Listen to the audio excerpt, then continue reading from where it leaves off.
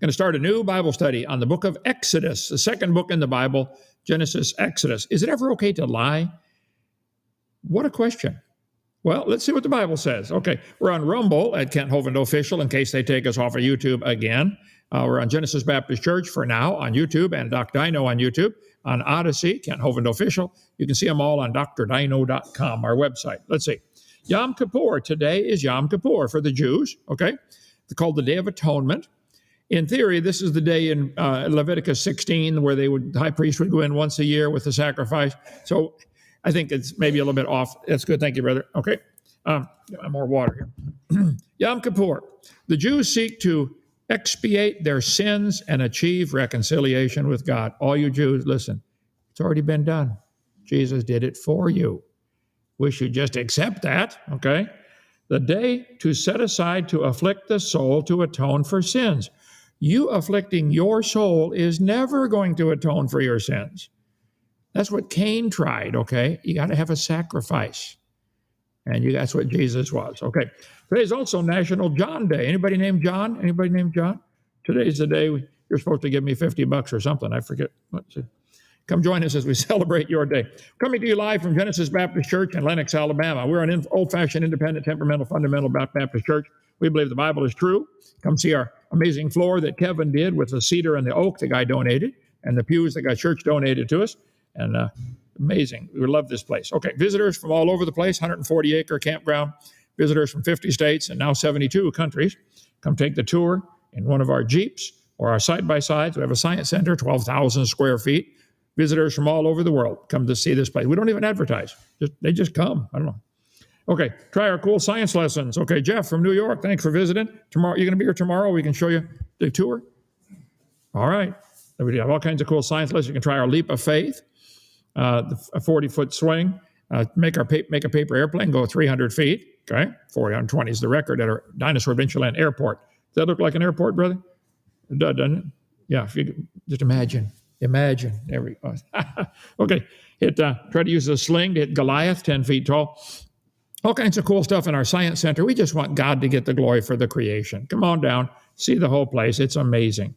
Cool science lessons, science experiments, giant snake skin. All kinds of skins and skulls and fossils, and there are no fossils, none in the world ever been found to support the evolution theory.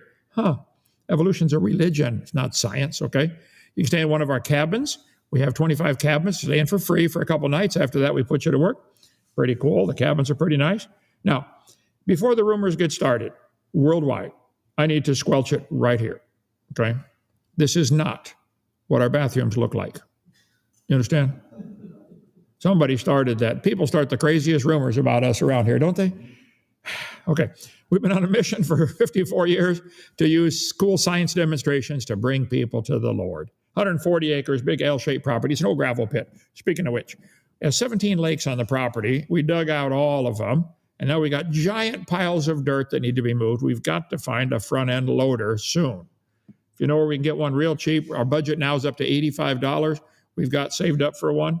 So if you know where we can get one, let me a front-end loader. If you got one in your closet, check under your shoes and see. We need one, okay?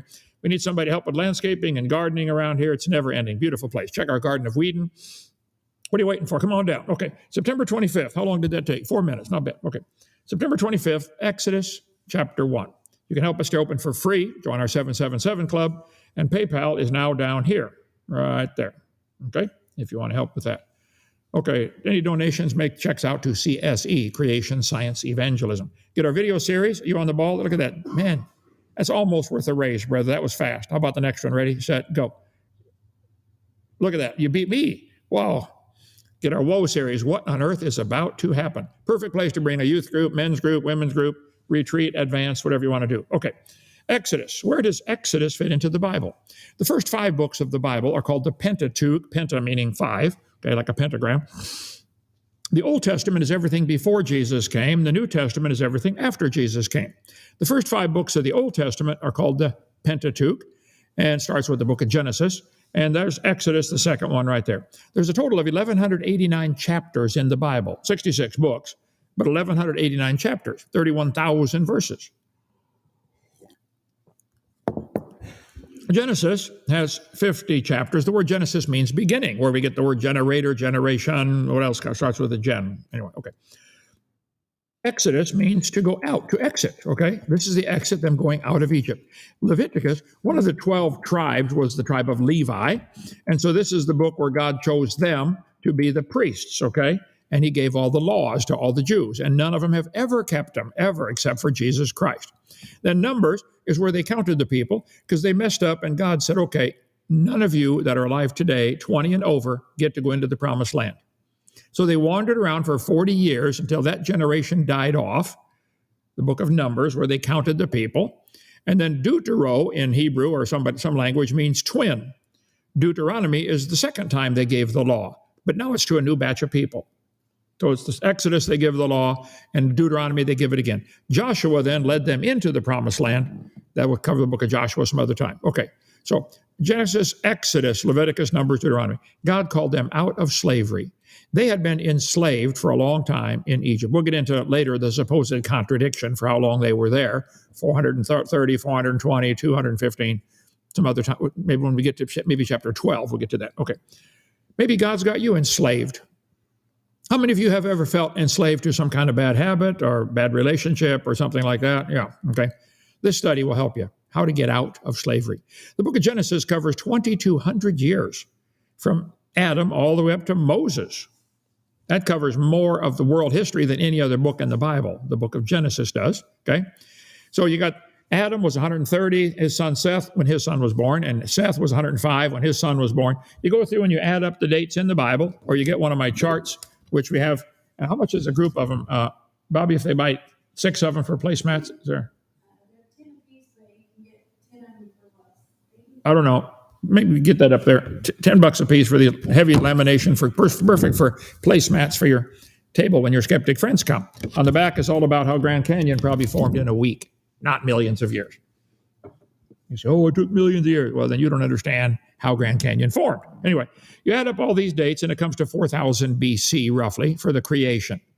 So Adam lived right here. The next main character would be Noah, who lived right through the flood, and probably, Noah's daddy would have known Adam.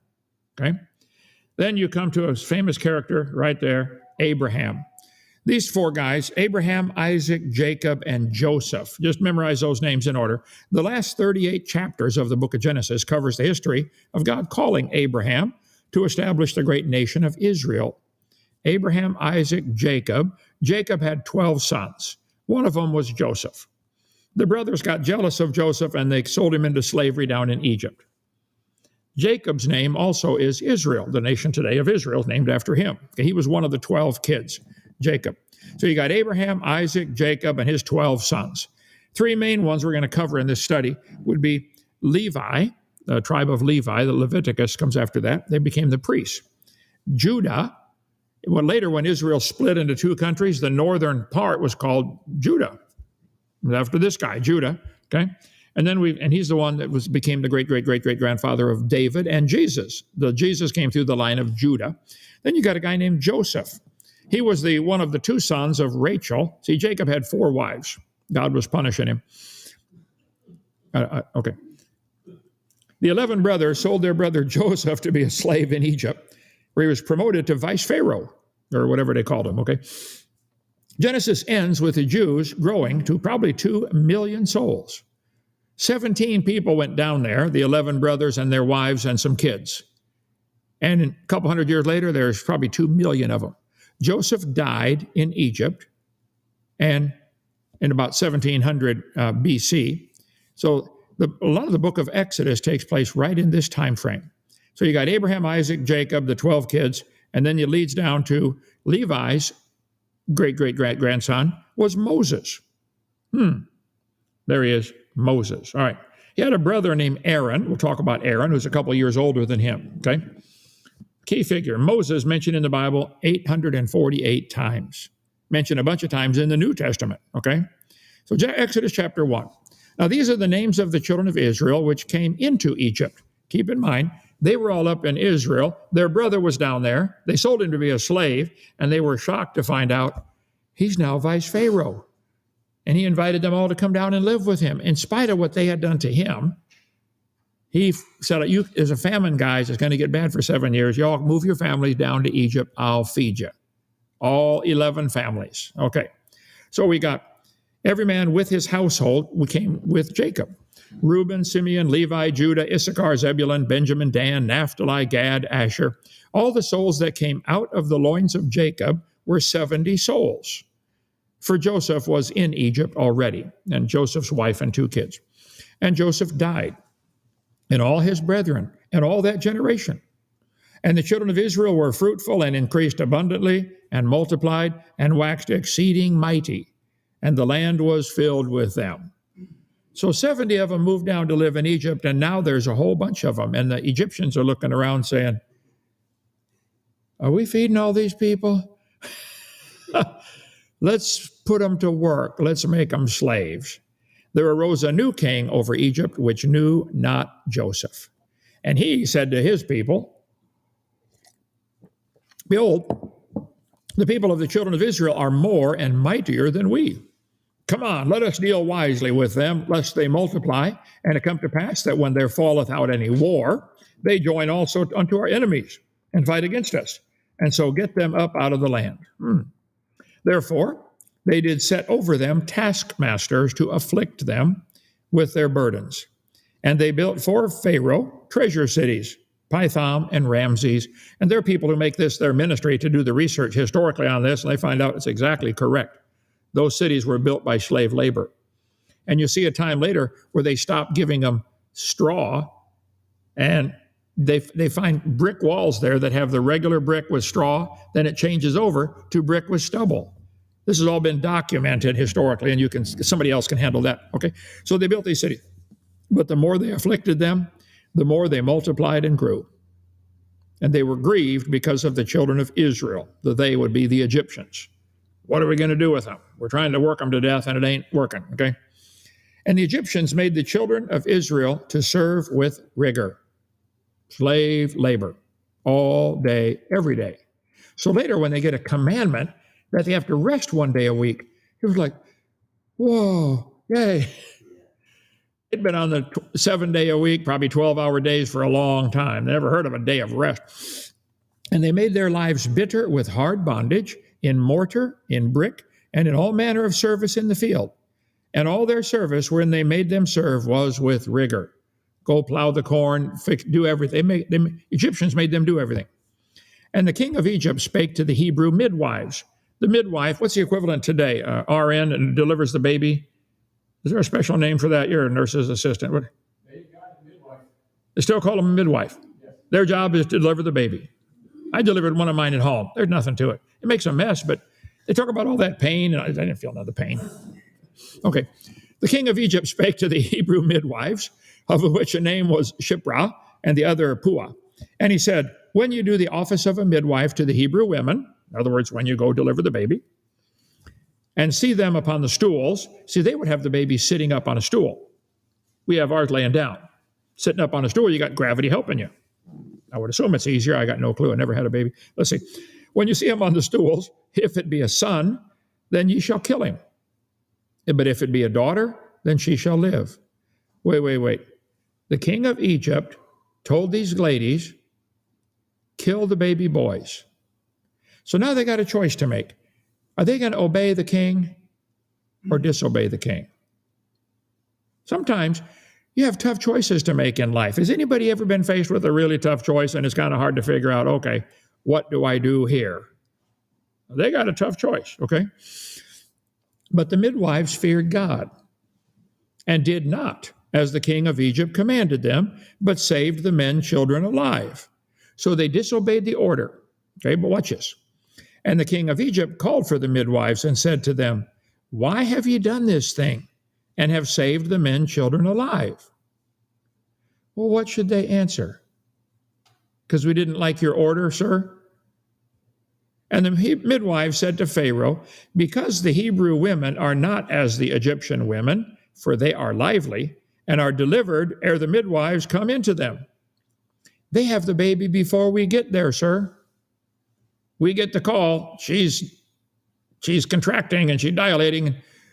By the time we get there, the baby's born. They're lying. Therefore, God dealt well with the midwives, and the people multiplied and waxed very mighty. Is it ever okay to lie? Well, the midwives lied to save the lives of the babies. The Egyptians were doing the wrong. Is it okay to lie to save somebody's life? Apparently so. They were saving the babies. Rahab was hiding the spies on her roof and lied about it to save their lives. When Joshua was going to go conquer the land, he came to the city of Jericho. God said, Joshua, send in some spies first. They sent spies into the city of Jericho, and Rahab lived in the town wall. Their wall was real thick, apartment building, and she lived in the wall. And the leaders of that city, Jericho, sent to Rahab and said, where's those men that came in here? And she hid them under the flax on the roof. And she said, oh, they were here, but they just left. Chase them quick, you'll catch them. She lied to them. Read Joshua chapter 2. God rewarded her greatly. Hebrews chapter 11. Jonathan lied to his father, King David, to King Saul to save David's life. Read 1 Samuel chapter 20. Saul wanted to kill David. So Jonathan, Saul's own son, lied to his own dad. Read the story, 1 Samuel 20. It's to save lives, to save lives, to save lives. See, sometimes there's a higher law than the authority. There's somebody higher than Pharaoh called God, okay? There's somebody higher than the leaders of your city called God. Rahab knew that. In each of these cases, it was a political leader who was in the wrong and was planning to kill someone who was innocent. The lie was to save innocent lives. While Hitler was killing 6 million Jews, many people hid them and lied about it. Read the book, The Hiding Place by Corrie ten Boom. How they hid people they built special building just to confuse the people searching. Hide the Jews. It was Hitler and his thugs who started this whole problem. And yes, it's okay to lie to Adolf Hitler. It's okay to lie to the Nazis. It's perfectly fine. It's like in wartime, the rules change. There's a rule, thou shalt not kill. But in wartime, things are different, okay? It was right to wear camouflage to deceive the enemy about your location. Look at this. Hey, Billy, the Norwegians. Any more Norwegians in the crowd? Or we got to do all the thinking for everybody, brother. Okay. It was right to wear camo and deceive the enemy about your location. It's wartime. It was right to deceive the enemy sniper into revealing his location. Stick a head up there. When he shoots, now there's where he is. Oh, there's the sniper, okay. Thou shalt not kill changes when it comes to capital punishment or war. Let's see, Stanley High School student died in a shooting in 1300 block in Kansas City early Sunday morning. 53 school shootings in the United States so far this year. But when CNN, the communist news network, admits it, you got something there. Map of school shootings. Question. If you walked into a school and saw some kid walking around with a gun shooting people in the classroom, would it be okay to shoot him? Yeah. It's okay to shoot someone who's shooting children in school. Of course it is, okay? Therefore, God dealt well with the midwives. Now, I don't want you to think it's always okay to lie. And this is you got to answer to God for this. But there are situations where it's okay to shoot somebody.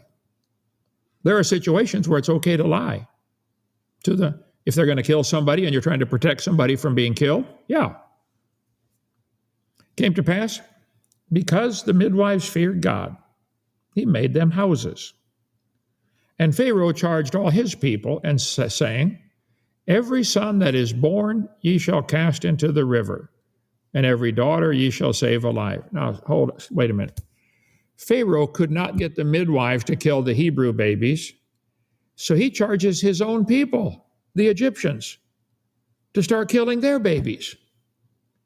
And I bet they did it, didn't they? What an idiot. We'll see later this Pharaoh guy, what a moron he was.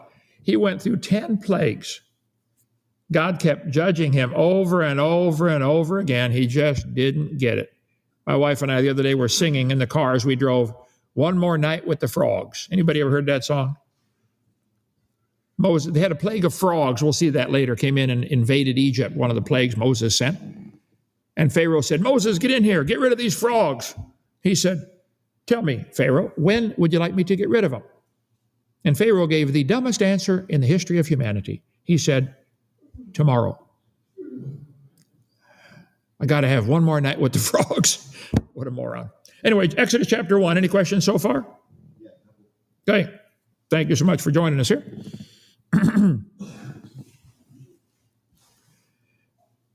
Who do you think the 24 elders are in Revelation? Boy, I don't know, Joshua. Possibly one from each of the tribes of Israel and one representing the 12 disciples, showing the transition from Jews to disciples. I don't see any way to know that. When I wrote my book and did my video series on what on earth is about to happen and made my charts and all that, I spent thousands of hours studying that topic. I couldn't come up with that. Brother Meister, do you have an answer for that? Who are the 24? I've never had anybody be able to have to wait and see. Okay? All right? Another one? I'm about to start street preaching. Might you have any advice for a beginner? Well, sure. When I went to Pensacola to start to put my wife through college at Pensacola Christian College, the neighbor kid said, would you like to take the paper? I said, no, I don't have a parakeet. The only thing it's good for. But he started throwing them in the yard once in a while if he had an extra. And I read one that said dinosaur bones found in Montana from, 80 million years ago. So I wrote a letter to the editor and said, no, the dinosaurs that they found were one that drowned in the flood. First fossils don't form easily, and flood would do that. And the world's only 6,000 years old. So I spelled out the creation view. And boy, it started a war in Pensacola. I have people call me once in a while, Brother Hovind, how do I start a ministry? I say, did you go to public school? Yeah. Did they ever have fights in the hallway? Yeah. After they holler, fight, fight, what's the next thing that happens? Everybody comes to watch, right? You want to draw a crowd? Start a fight. You want to start a ministry? Start a controversial topic. Go stand on the street corner and say, our kids are being lied to in these textbooks. There is no such thing as a geologic column. That'll start a fight. That'll draw a crowd. Say, there's no such thing as a fossil record. Pick one lie in the textbooks. Get my video number 4 out of my series, Lies in the Textbooks. Get the whole series for $50. But video number 4, Lies in the Textbooks. Just pick one of the 30-some lies that I cover, become an expert on it, get studied up, like the gill slits. They're still teaching the people in school the baby growing inside the mother has gills like a fish, proven wrong in 1874. Just get research on that, make some signs and posters, go set up a display, and go to your local school and get a copy of the textbook, or at least get pictures of it, of the page where they're teaching that. And say, don't mention creation, don't mention God, don't mention the Bible. Just go to your school board and say, I would like page number 87 torn out of this book. This is a lie, it's been proven wrong. And if that doesn't work, go to the state. Do it. Start a lawsuit just on one topic. Get a biology book and say, I want this lie taken out of the textbook. This should not be in our biology books. It's not true. And they're going to say, what, are you trying to get the Bible in school? I didn't mention the Bible. I want the lies out of the books. If you found a math book that said 2 + 2 is 5, what would you do? Well, do the same thing with the stupid gill slits. But listen, if you start a fight, you'll start a ministry. You won't make any money, but it's a lot of fun, okay? All right, any other questions?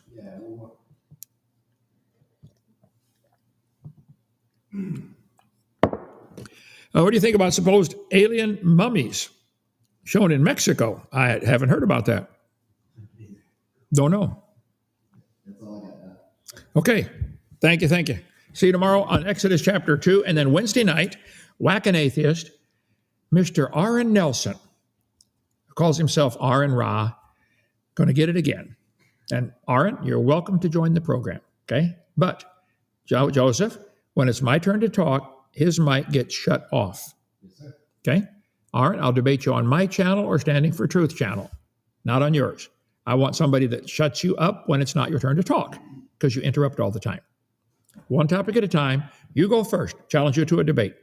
Give the best single evidence you've got for evolution. I get equal time to counter it, and you can't interrupt at all. No talking. We'll shut your mic off. Then when it's your turn, we'll shut my mic off. Equal time for each side. There is no evidence for evolution You call yourself a Satanist and what do you call himself? A science communicator. We'll talk about that Wednesday night. See you then. Bye.